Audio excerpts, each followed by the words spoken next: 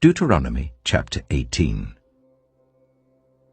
The Levitical priests, indeed the whole tribe of Levi, are to have no land allotted to them or any inheritance with Israel. They shall live on the food offerings presented to the Lord, for that is their inheritance. They shall have no inheritance among their fellow Israelites. The Lord is their inheritance, as he promised them. This is the share due to the priests, from the people who sacrifice a bull or a sheep: the shoulder, the internal organs, and the meat from the head.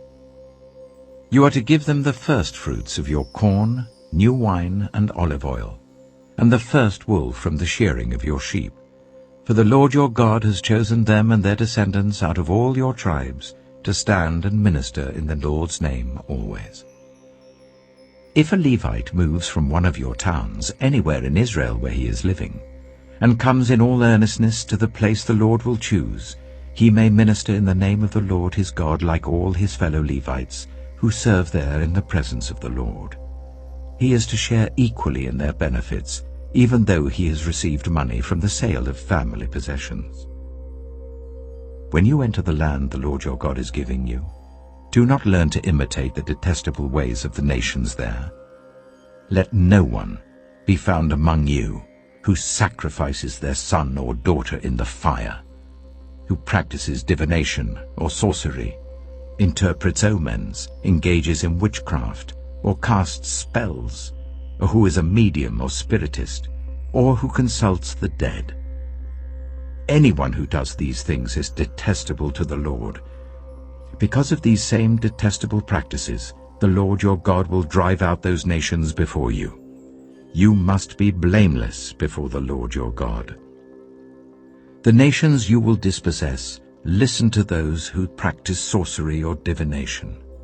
But as for you, the Lord your God has not permitted you to do so. The Lord your God will raise up for you a prophet like me from among you, from your fellow Israelites.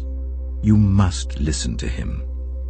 For this is what you asked of the Lord your God at Horeb, on the day of the assembly, when you said, "Let us not hear the voice of the Lord our God, nor see this great fire any more, or we will die."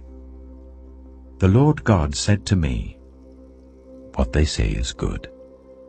I will raise up for them a prophet like you, from among their fellow Israelites, and I will put my words in his mouth. He will tell them everything I command him. I myself will call to account anyone who does not listen to my words that the prophet speaks in my name. But a prophet who presumes to speak in my name anything I have not commanded, or a prophet who speaks in the name of other gods, is to be put to death." You may say to yourselves, "How can we know when a message has not been spoken by the Lord? If what a prophet proclaims in the name of the Lord does not take place or come true, that is a message the Lord has not spoken.